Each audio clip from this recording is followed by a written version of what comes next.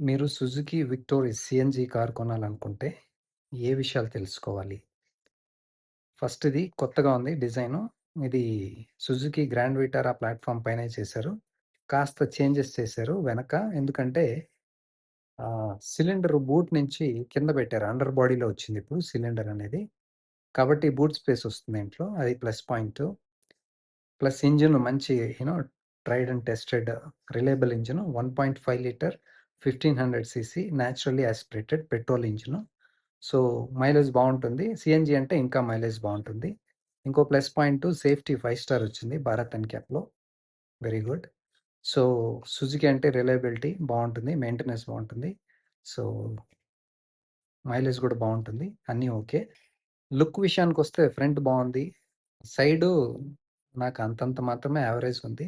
ఎందుకంటే వెనక భాగంలో అదేదో డిఫరెంట్‌గా ఉంది. ఆ ఫినిషింగ్, ఆ లుక్ అంతే కాకుండా వెనక కనెక్టెడ్ టెయిల్ లైట్స్ ఇచ్చారు కదా! అది కనెక్టెడ్ అనాలా? ఏంటో నాకు అర్థం కాలా. సో, మధ్యలో గ్యాప్ ఉంది. అది చూడ్డానికి బాలేదు. నాకైతే నచ్చలేదు.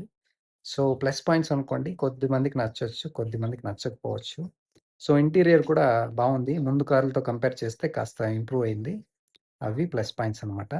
ఇంకా మైనస్ పాయింట్‌లేంటంటే వీళ్ళు బూట్ స్పేస్ కోసం సిలిండర్ కింద పెట్టారు. అది ప్లస్సా? మైనస్సా? నాకు అర్థం కావట్ల.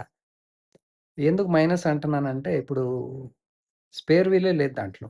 స్పేర్ వీల్ పెట్టుకోవడానికి ప్రొవిజనే లేదు. ప్లేస్ లేదనమాట. సో, ఇంకెందుకు చేశారిది? కాబట్టి అది ఏం చేయాలో నాకు అర్థం కాలేదు. స్పేర్ వీల్ లేకుండా ఎలాగా? స్పేర్ వీల్ కొన్నా గాని ఎక్కడ పెట్టుకుంటారు స్పేర్ వీల్‌ని? ప్రొవిజన్ ఇవ్వలేనప్పుడు. దానికన్నా 2 సిలిండర్‌లు ఇచ్చుంటే సరిపోయింది గదా! టాటా అలాగా. స్పేస్ వచ్చుంటుంది. బూట్ స్పేసు ప్లస్ కింద టైర్ కూడా పెట్టుకోండొచ్చు. స్పేర్ వీల్ కదా! 2 లేకుండా పోయింది. అది ఏంటో మరి వీళ్ళ ఐడియా. సో, సేఫ్టీ బావుంది. మైలేజ్ బావుంది. You know so, look you know లోపల ఇంటీరియర్ లుక్ బావుంది. సో, ఇంజిన్ అయితే సేమ్ ఇంజిన్ అన్నిట్లో ఉండేదే ఇది. సో, మీరు టెస్ట్ డ్రైవ్ చేయండి. మీకు నచ్చితే ఆహ్, ఓవర్‌టేక్ చేసేటప్పుడు హెవీ లోడ్ ఉన్నప్పుడు కాస్త కష్టం అనిపించొచ్చు.